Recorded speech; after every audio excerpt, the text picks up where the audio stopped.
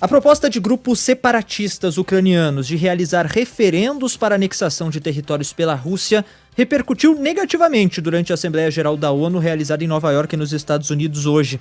A votação deve ocorrer entre os dias 23 e 27 de setembro e vai valer para definir o futuro das regiões de Lugansk, Donetsk, Kherson e Zaporizhia. Logo após o anúncio, o governo da Rússia apoiou a ação. A proposta sobre os referendos ocorre em meio aos avanços do exército ucraniano, que tem conseguido retomar alguns territórios no sul e também no leste do país. Lembrando que essa mesma medida do referendo já foi adotada pelo Kremlin em 2014, quando houve a anexação da península da Crimeia, um ex-território da Ucrânia. Naquela oportunidade, um referendo de apoio à separação foi aprovado por 97% dos votantes. Apesar dessa movimentação dos grupos favoráveis ao governo da Rússia, o Ocidente já deixou claro que não vai reconhecer o resultado das novas consultas, se elas efetivamente forem realizadas. E em discurso durante a Assembleia Geral da ONU, o presidente da França, Emmanuel Macron, por exemplo, criticou o anúncio do referendo, chamou esse anúncio de farsa. Já o chanceler da Alemanha, Olaf Scholz, afirmou que ele é uma violação das leis internacionais, e o secretário-geral da OTAN também se pronunciou. Jens Stoltenberg disse que a comunidade internacional deve condenar essa flagrante violação do direito internacional, além de intensificar o apoio à Ucrânia. E é exatamente esse tema que a gente vai ampliar, discutir e entender agora com o nosso convidado, cientista político e pesquisador do Laboratório de Estudos da Ásia da USP, Vicente Ferraro, que é especialista em Rússia, especialista em Eurásia. Professor, muito obrigado por atender a Band News FM. Uma boa noite para o senhor, tudo bem? Oi, Alessandra, muito boa noite, Bruno. Muito boa noite. Obrigado pelo convite.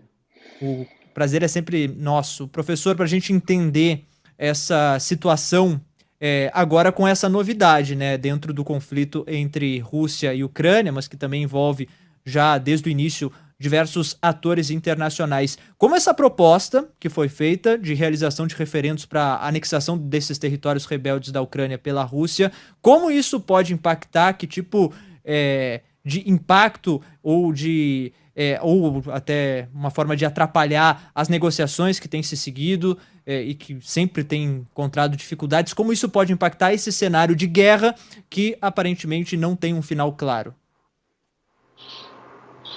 Olha, Alessandro, sem dúvida isso impacta as chances de negociação, né, porque a partir do momento que essas regiões, né, esse referendo orquestrado pela Rússia, a partir do momento que essas regiões forem consideradas para o público russo e de acordo com o direito interno russo, essas regiões vieram a ser consideradas como parte da Rússia, os custos de uma derrota da Rússia acabam sendo muito altos, né? Os custos de a Rússia acabar perdendo o controle sobre essas regiões.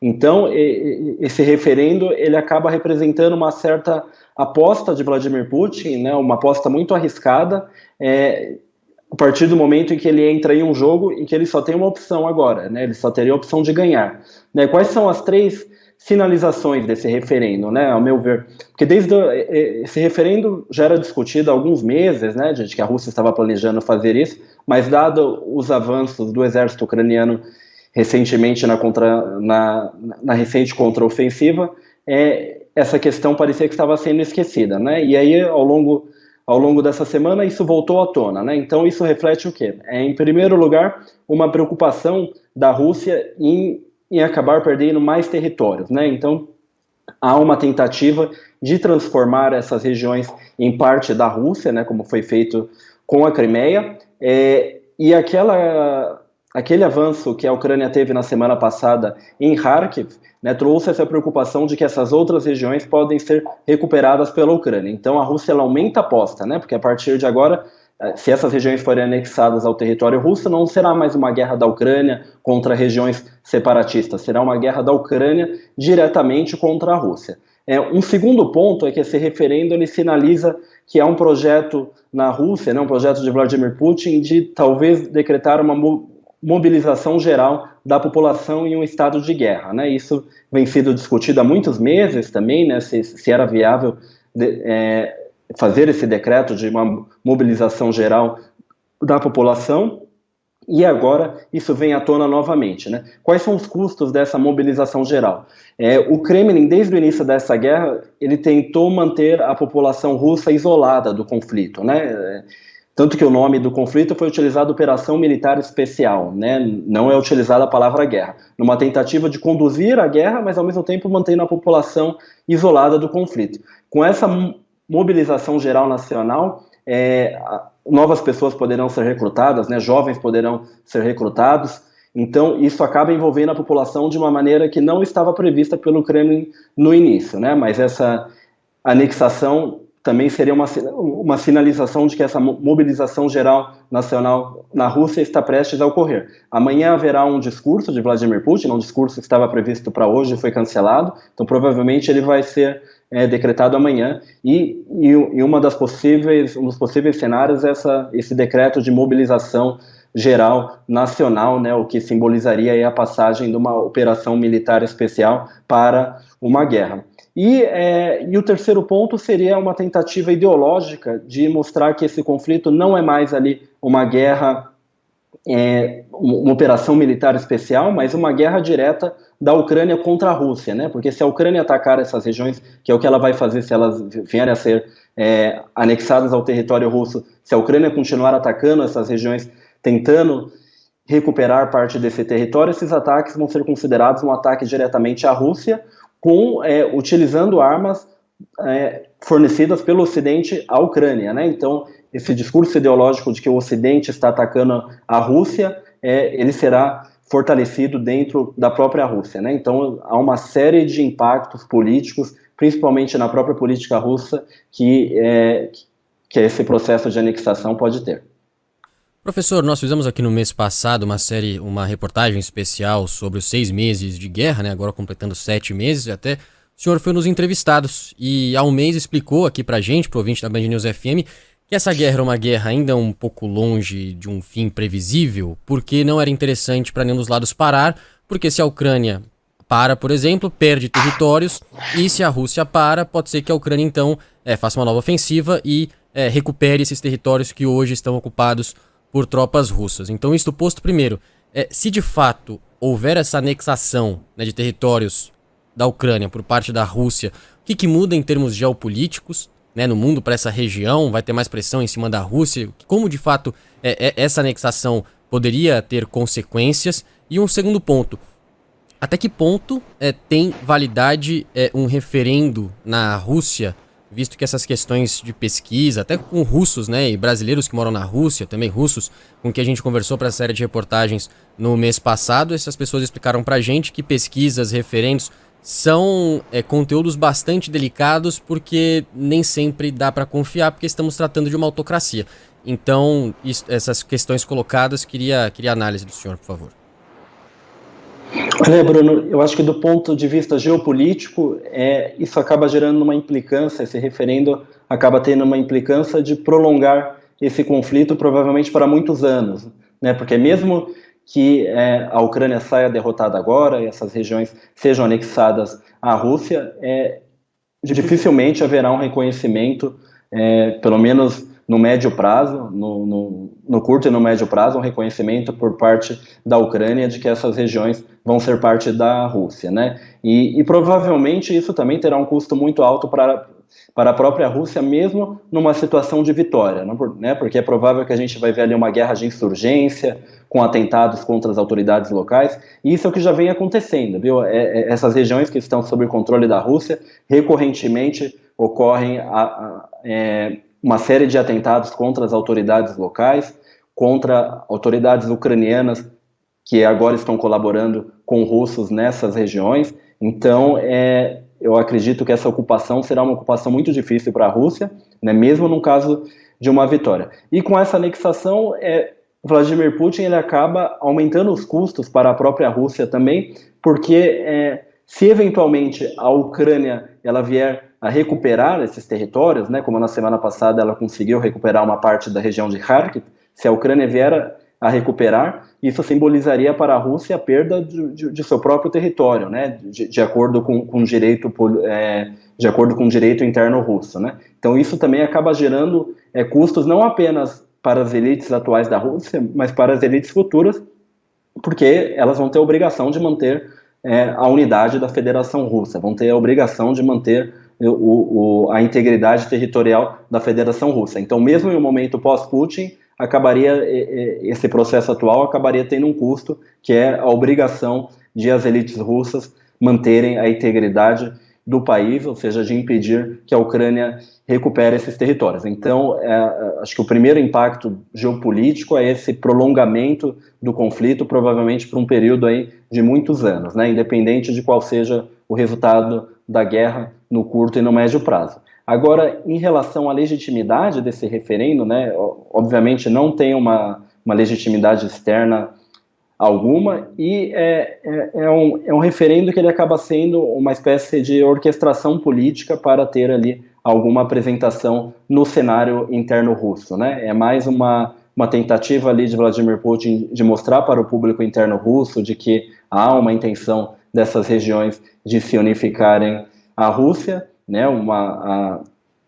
Vale destacar que a imprensa russa ela é muito controlada pelo Estado, né? Os grandes canais midiáticos pertencem ao Estado, então o Estado ele consegue veicular as suas narrativas da guerra de maneira muito eficaz, mas esse referendo não tem legitimidade, né? Ainda mais que dentro da Ucrânia hoje há cerca de 3 milhões de deslocados internos, boa parte desses deslocados são das regiões que estão ocupadas agora e eles não vão votar. Há também cerca de 6 milhões de refugiados ucranianos em outros países ali no leste europeu e na Alemanha, e esses refugiados, eles também, obviamente, não vão votar, né, nessas áreas que estão sob ocupação da Rússia. Então, é um referendo ali que ele é conduzido em um local onde boa parte da população não está presente ali, porque teve que se refugiar por causa da guerra, e, ao mesmo tempo, é um referendo conduzido com o exército russo, né? Então, não é um referendo ali promovido por autoridades locais, não é um referendo promovido por organizações da sociedade civil, é um referendo ali orquestrado diretamente pelo exército russo, pelo governo russo. Então, não tem legitimidade alguma, né, do ponto de vista externo, né? Tem alguma legitimidade, talvez, do ponto de vista da política doméstica russa, né, essa questão da propaganda que é veiculada para a população russa, mas do ponto de vista externo não tem qualquer legitimidade. Estamos conversando aqui na Band News FM com Vicente Ferraro, cientista político e pesquisador do Laboratório de Estudos da Ásia da USP, seção Rússia e Eurásia. O senhor citou na última resposta, professor, que há uma reação por parte da população ucraniana nessas regiões separatistas em que houve essa proposta de referendo para anexação russa, ou seja, não seria fácil para os russos realmente tomarem o controle político, né, no caso desse referendo passar por parte do governo russo dessas regiões. Agora, essa é uma medida que já aconteceu nesse mesmo conflito entre Rússia e Ucrânia em 2014. Foi exatamente isso que o governo russo fez, a mesma medida foi adotada na anexação da Península da Crimeia. Eu queria entender, professor, quais são as diferenças entre essas duas regiões, porque aparentemente, até me corrija se eu estiver errado, na Crimeia a situação foi muito diferente. A Rússia conseguiu efetivamente colocar os seus planos em prática, e mesmo que a comunidade internacional até hoje não reconheça que a Crimeia seja efetivamente um território russo, ela não conseguiu reagir a isso. Quais são as diferenças entre essas regiões e o que de diferente pode acontecer analisando o que foi a Crimeia em 2014 e o que são essas regiões hoje? Sim, essa comparação é bem interessante, Alessandro, porque é interessante a gente observar as diferenças entre a Crimeia e essas outras regiões ali da Ucrânia, principalmente no sul da Ucrânia, né, ali Kherson e Zaporígia, né? Na Crimeia, boa parte da população, né, uma parte significativa, era uma população de etnia russa, era uma população que falava majoritariamente a língua russa. Então, em 2014 houve uma crise política muito conturbada na Ucrânia, né? Houve uma derrubada de um governo que tinha sido eleito, mas que foi derrubado por uma série de protestos, e esse governo ele tinha uma legitimidade ali, mas era um governo que contava com mais apoio ali no leste e na Crimeia, né? Então essa derrubada do governo ali do presidente Viktor Yanukovych em 2014 foi vista por essas regiões ali que tem o maior percentual de russos étnicos e que falam mais russo, foi visto como uma espécie de golpe de Estado, contra uma derrubada de um governo que tinha sido eleito democraticamente, né? E essa versão também foi muito explorada pela mídia russa, né? Então isso facilitou a anexação da Crimeia ao território da Rússia.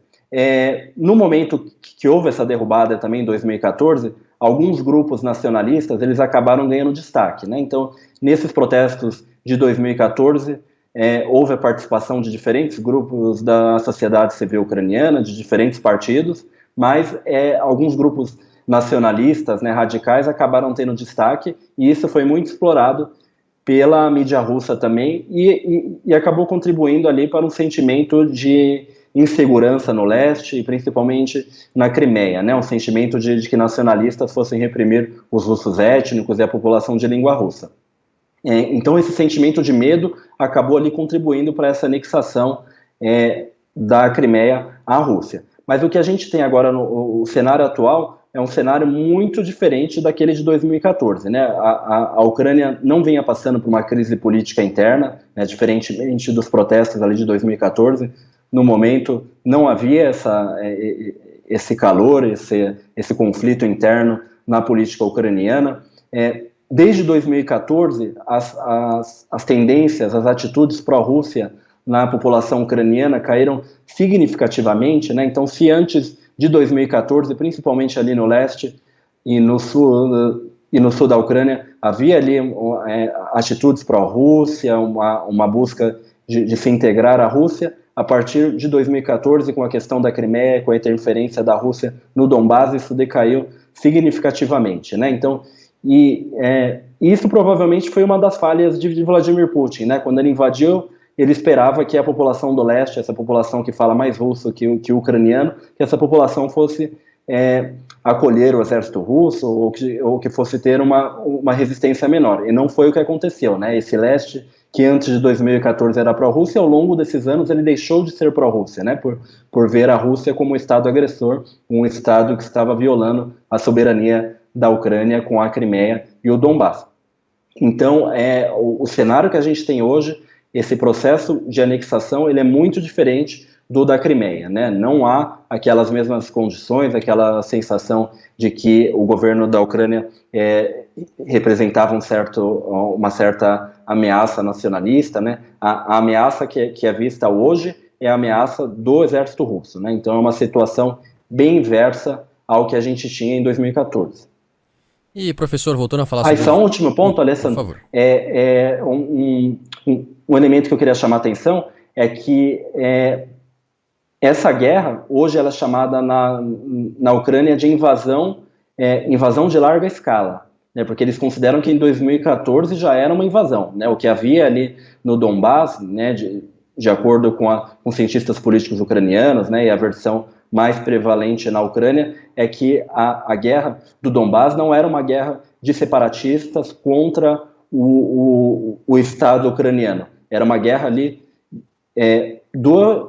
da Rússia contra a Ucrânia, né? Aqueles grupos, né, separatistas que ali haviam eram infiltrados ali por russos, né? O exército russo estava ali diretamente apoiando eles. Então, eles consideram que a invasão já começou ali em 2014 e o que a gente teve a partir de fevereiro foi uma invasão de larga escala, né? Não foi a Ucrânia já estava sendo invadida pela Crimeia, pelo Donbás desde 2014, né? Essa é a versão oficial que a ciência política ucraniana, principalmente, divulga na Ucrânia.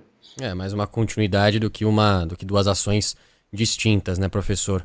Mas falando agora sobre os discursos, né, de líderes europeus nesta terça-feira, bom, a gente teve discursos, claro, críticos, né? O Alessandro citou aqui no começo da entrevista discurso do Olaf Scholz, chanceler da Alemanha, também de Emmanuel Macron, presidente da França.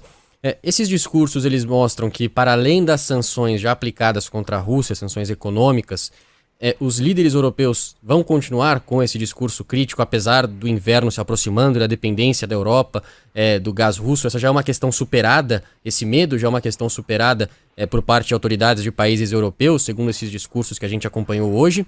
E também um segundo ponto, né? Sei que é muito difícil fazer exercícios, né, para prever o futuro, mas se o senhor tivesse que avaliar com base aí no histórico de Vladimir Putin, expectativa para esse possível discurso do presidente russo amanhã, deve adotar um tom mais agressivo, né, de defensiva, com relação a essas críticas que ele recebeu nesse primeiro dia de Assembleia Geral da ONU, ou então pode ser que ele acabe focando mais aí nessa diplomacia, né, com países que são aliados, como por exemplo a China, a Índia, que não deixaram a Rússia de lado nesse período de guerra em que muitos outros países aplicaram sanções, enfim, uma postura bastante crítica com relação a Moscou. Esse discurso que eu falei, Bruno, é o discurso dele não na ONU, mas o discurso para a população russa, né? Ou seja, provavelmente sim. Vai ser um discurso duro, né? Um discurso falando, né, ressaltando ali a necessidade talvez de fazer uma mobilização ou mesmo de apoiar a anexação dessas outras regiões, né, onde serão feitas os referendos, né? Em relação à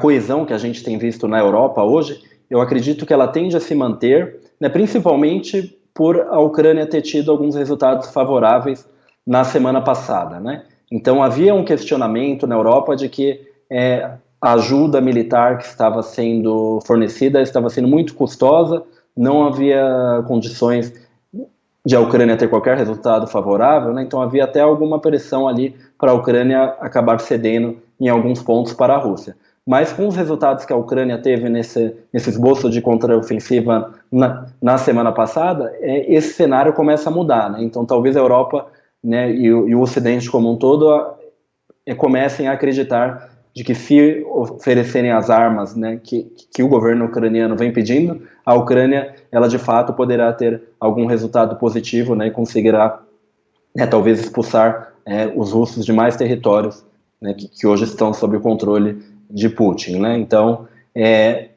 eu acredito que esse momento que a gente teve na semana passada foi fundamental para o governo ucraniano, né, no sentido de convencer a Europa de que a ajuda militar que está sendo fornecida, a Europa e o Ocidente como um todo, né, de que essa ajuda militar que está sendo oferecida, ela está tendo um retorno, né? E um dos elementos que é apontado para que essa contraofensiva tenha conseguido ter uma certa eficácia foi o fornecimento do sistema de mísseis HIMARS pelos Estados Unidos nas últimas semanas, né? Então esse sistema de mísseis ele permite o ataque a alvos mais dentro do fronte, né? Ataques que estão mais distantes da linha do fronte, e com isso a Ucrânia conseguiu atacar depósitos de armamentos, conseguiu atacar bases militares, quartéis, aeroportos, infraestrutura que era utilizada para fins militares. Então a Rússia ela acabou sofrendo muito com a utilização desses mísseis, desses sistemas de mísseis HIMARS, né, fornecido pelos Estados Unidos. E a Ucrânia continua então pressionando para que tanto os Estados Unidos quanto a Europa continuem fornecendo mais esse tipo de mísseis, esse tipo de sistema militar, né? E também, né, um outro aliado importante agora é a Turquia, que também oferece os drones Bayraktar, né, que são drones que foram muito utilizados no conflito e que contribuíram ali para um certo cenário favorável à Ucrânia, né? E os Estados Unidos também estão prometendo oferecer drones militares, né? Então, eu acredito que, a despeito dos custos econômicos que essa guerra pode ter, a Europa está disposta, né, pelo menos dada a conjuntura atual, a Europa está disposta a incorrer a apostar numa eventual reação da Ucrânia de retomar mais territórios, como ocorreu na semana passada. Perfeito. Conversamos aqui na Band News FM com Vicente Ferraro, cientista político e pesquisador do Laboratório de Estudos da Ásia da USP, seção Rússia e Eurásia. Professor, mais uma vez, muito obrigado pela sua participação aqui na nossa programação e por toda essa análise de tudo que compreende este difícil conflito que aparentemente, infelizmente, vai se manter aí ao longo das próximas semanas também. Professor, boa noite, obrigado. Muito obrigado a vocês pelo convite, um abraço.